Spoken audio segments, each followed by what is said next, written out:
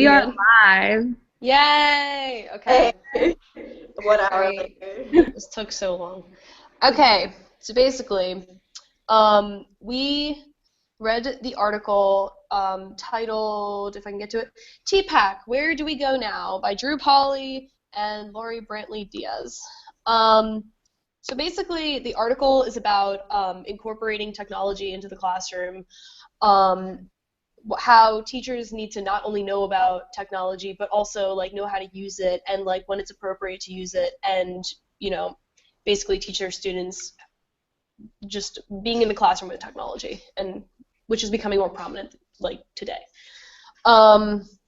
So we split up our discussion pretty much based on the different sections of the article. So it starts with the very beginning, TPACK as a way of thinking about teachers' knowledge, TPACK and emerging technologies, TPACK and the design of technology-rich learning environments, researching issues related to TPACK. So before we go through the run-through, TPACK it stands for Technological, Pedagogical, and Content Knowledge. So that's the first section. Yeah, so I mean it comes up a lot, so like let's just get that out of the way so we know what it is. And we're gonna get more into that just as the conversation goes. And did I miss anything, everyone? Is that a good briefing? Ourselves real quick. Yeah. Huh? Okay. Let's go. I'm Elizabeth, and I'll be speaking probably first, summarizing. Okay. Yes, introduce ourselves. Rachel, who are you? I didn't figure we were doing that. Okay. Yeah, I'm Rachel Perry. I'm gonna be doing I'm gonna be splitting the section on research issues related to TPACK. I will be splitting that up with Dana. That's me. Where's Dana? I'm Dana. Hello. I'm Marissa. I'm going to be talking about the technology use in environments and setting up a better classroom environment with technology incorporation. I'm Natalie. I'm going to be talking about emerging technology in the classroom. Okay, so I'm going to be sharing as we go, so I'll be going back and forth. To start the summary, the first section was basically about what is TPACK. So TPACK, as Dana said, is the technological, pedagogical, and content knowledge. And it's basically a way to distinguish the effectiveness a teacher has at integrating technology into the classroom. The history of it all started in 1987 when a man named Schulman stated that teachers should possess knowledge of both content and pedagogy, which was the PCK part of TPACK.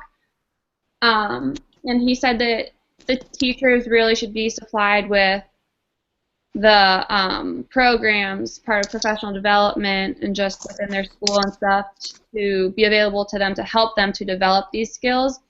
In present day, we don't believe anymore that a teacher's knowledge is directly correlated with the student's learning, but we do believe that it's part of it. It's just not all of it. So research-based constructs try to explain that a teacher's understanding of technology in terms of the amount that they use it in the classroom. But the problem with this was that it's not really all about what the teachers do in the classroom. It's more about what they know. So TPACK is a holistic perspective that explains what the teachers know, what they do, and the content, the knowledge, the technology, basically, which is what TPACK stands for. So this is a combination that I found of the, someone help me, what's the word? The P one? No, the Venn diagram of technology, pedagogy, and content.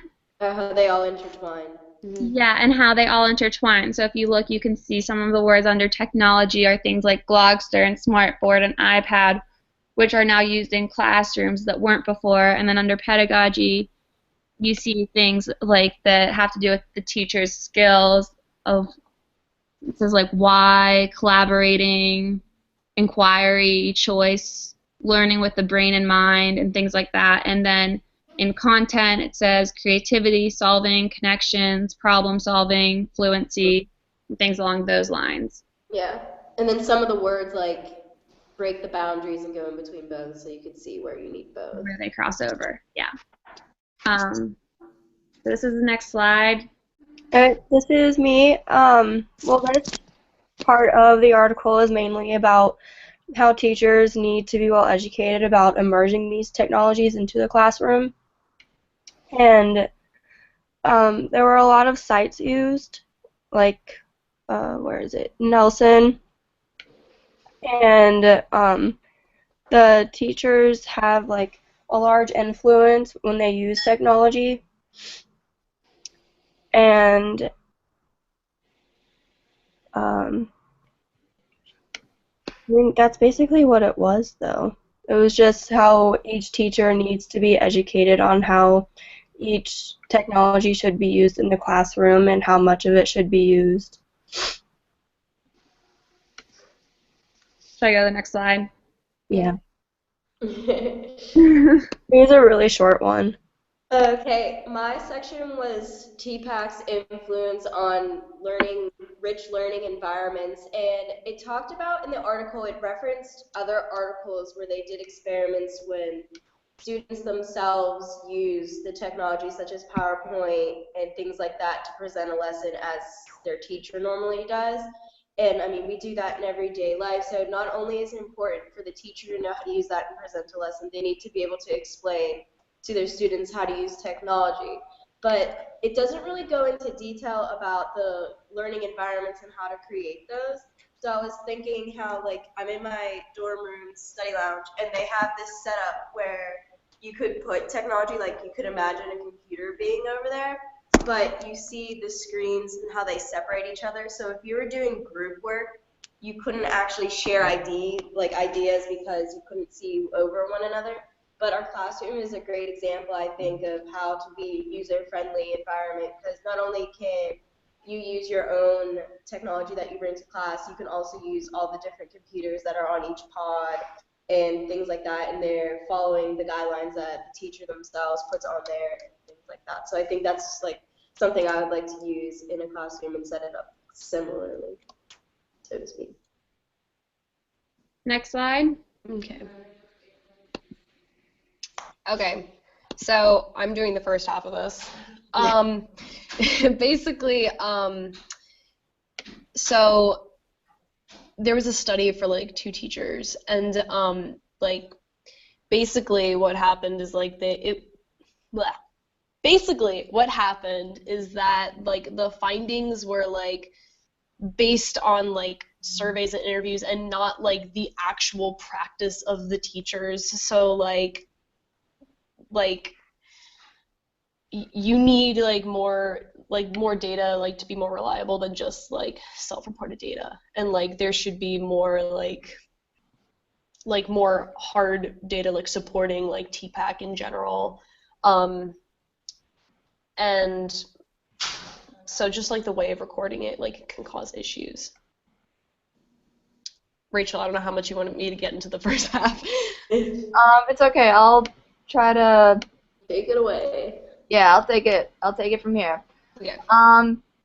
It was the basic idea that TPACK does provide a framework idea for how teachers should integrate technology into the classroom and how much knowledge the teacher should have with technology and it being projected into the classroom. But then, even though it is a framework, it doesn't fill in all the other questions like how do we know which way of using these like which ways of technology are more effective than others, and things of that sort.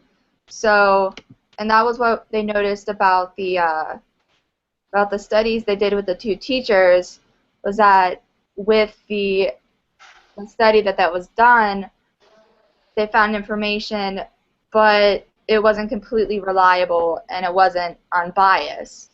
Mm. Okay. Okay, so just to recap, we're discussing TPACK. First, we talked about what it is. Then we showed this. Then TPACK and emerging technologies, TPACK and the design of technology-rich learning environments, research issues related to TPACK, and now we're going to talk about how it will affect us. So I am going to stop screen sharing so you can all see my beautiful face again. We didn't lose you again. What? At least we didn't lose you in the chat, Darnell. True. Okay. So we're going to try to relate this a little bit to our lives as future teachers. So first, maybe we can go through a few questions that I thought of, and then we can talk about other things that you guys thought of.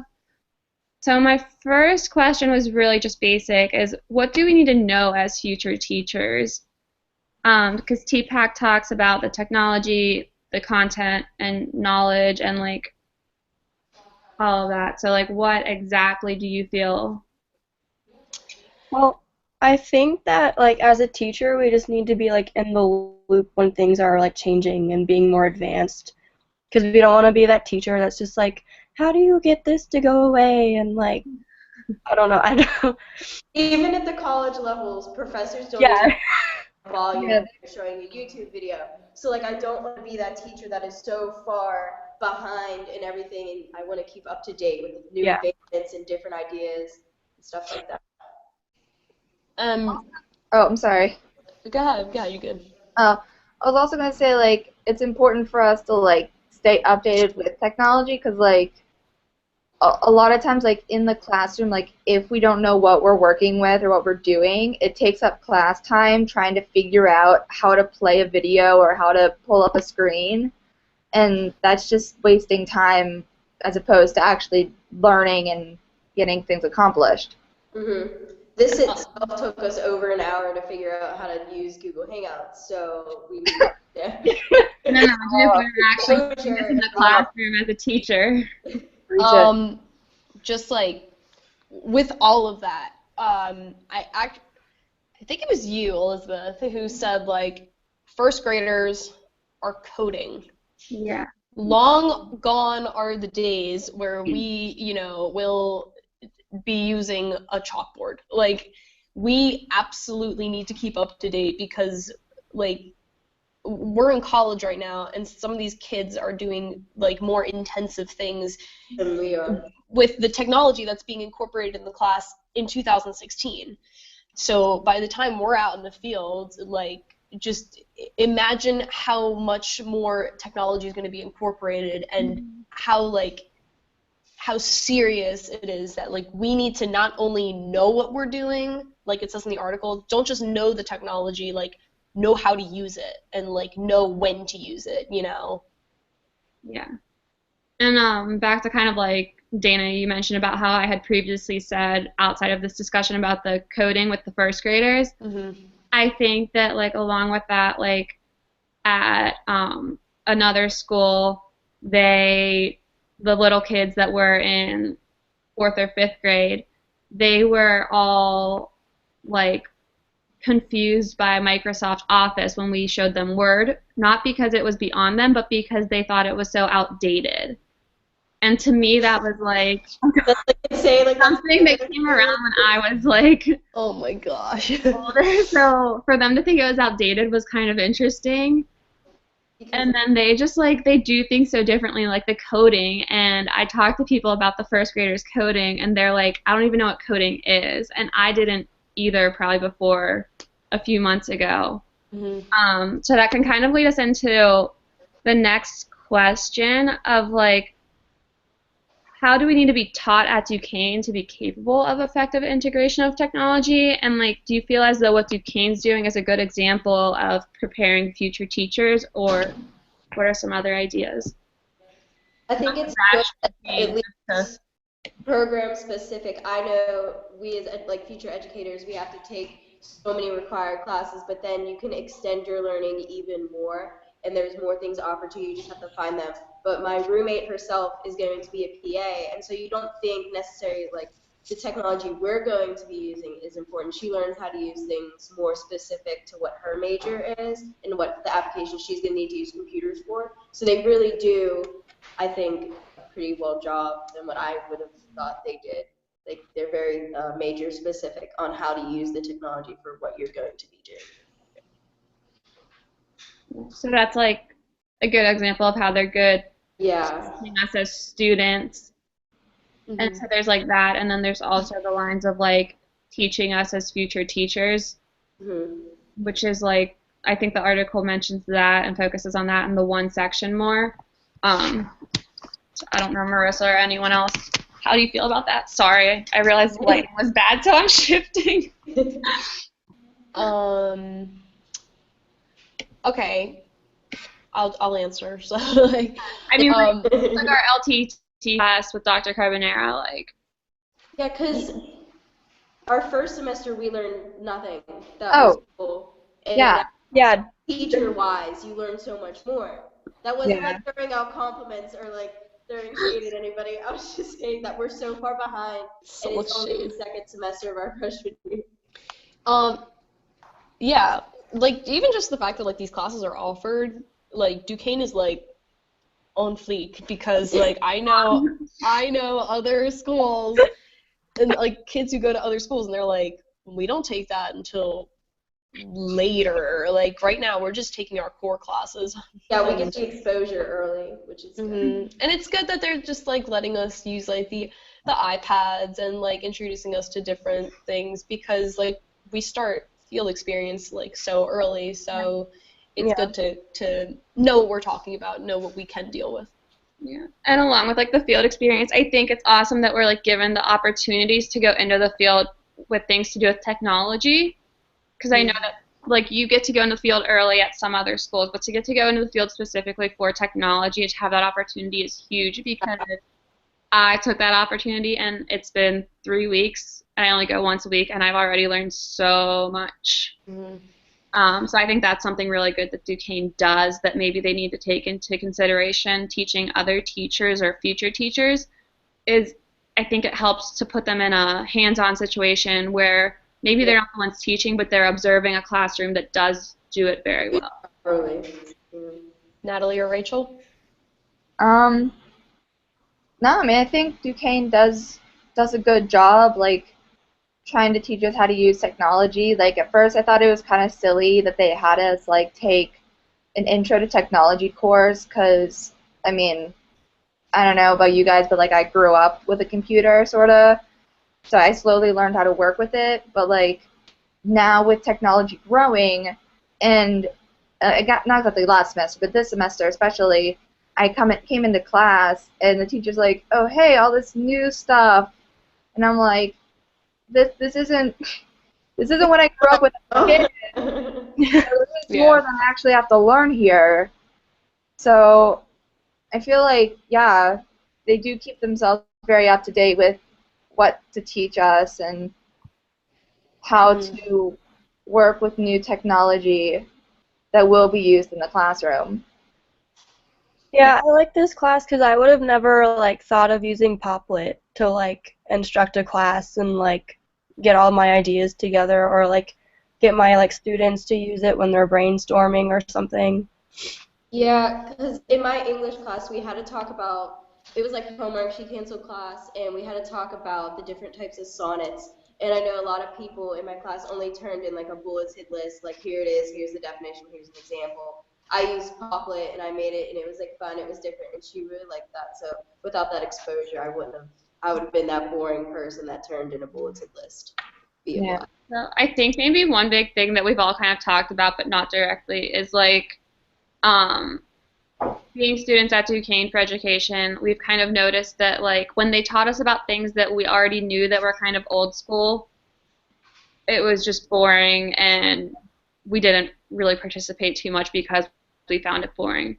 But this semester we're starting to learn about things that are like not futuristic but like up and coming, and it's engaging us a lot more. So I think maybe that's something to take note as a teacher of. We don't really want to teach students things that are outdated. I mean, it's important maybe to know the basics, but then you really need to teach them the up and coming things like coding. Like that's just absolutely incredible. All right, lovelies. I'm just giving you a time check. We're at 20 minutes. We are. So, That's so, good. yeah. So, All right. Do we just want to touch like one more question maybe? Yeah. Yeah. All right. So I actually kind of got into an argument with someone in our education class. perfect. I think this will be interesting. We were talking about why technology is so important for children, and the person I was talking to said that they think it's unfair that their high school is now requiring their students, it's a private school, I need to add that, that's very important. They're requiring their students to buy a laptop, and she thought it was wrong because she didn't like, it wasn't as much the fact that they were making the students spend the money. She thought it was more wrong because she didn't like that the teachers were forced to teach something in a way that they were uncomfortable doing. But in my mind, I thought kind of like it's the teacher's responsibility, just like any other subject, to know how to teach it. I was just wondering what you guys thought. It kind of has to do with this article, like. Because Duquesne definitely promotes being a lifelong learner and never stop learning. So me as an individual, like I like to learn new things. I want to keep using them, and I want to share them with other people. And essentially, that's what a teacher is. You're sharing your knowledge to help better the knowledge of other people. So if I can find like an app that helps me better explain math than I can do myself, why wouldn't I take that approach and use it? And if everyone has the same like laptop, they can all access it and use it down. Yeah. Like I said, long gone are the days where like we can just get away with writing on the chalkboard. That's just not. The schools I've been to recently don't even have chalkboards, and like I don't mean like they just have whiteboards. The majority of the classrooms don't have whiteboards or chalkboards. Oh my god. Oh, that makes me sad. Not gonna lie. Everyone should go through the squeaking on the chalkboard. I think that's I have to go through that. Yeah. Yeah. Okay. So it's a new world. Like that's it. Like it's not like, oh, like if you don't have the internet, it's fine. It's like really? Like, I love that. I don't know how you're gonna do this one assignment, actually every assignment, without the use of technology. Like Yeah. it's at this point it's unheard of. You know. Almost everything we've been doing for school, or at least for me, everything I've been needing to do requires the internet. It requires my laptop. So it's like, yeah, like you never turn in a hard copy assignment anymore. It's like, here's the internet, put it there. yeah. Like even think Put of it there. and she's how old? Uh-huh. And I only know that because she just told us before. I just don't remember her exact age, but she's how old? And even she uses a smartboard in the classroom, and I just think that's like absolutely incredible that she's like taken lifelong learner to its fullest meaning. Natalie? I mean, Oh, I thought you were frozen. It's like, no. Not again. no, I didn't get booted out, so it's fine. Well, I mean, I think that the internet is so involved in what we're doing now that, I mean, a student kind of needs that technology to just, like, stay with the class.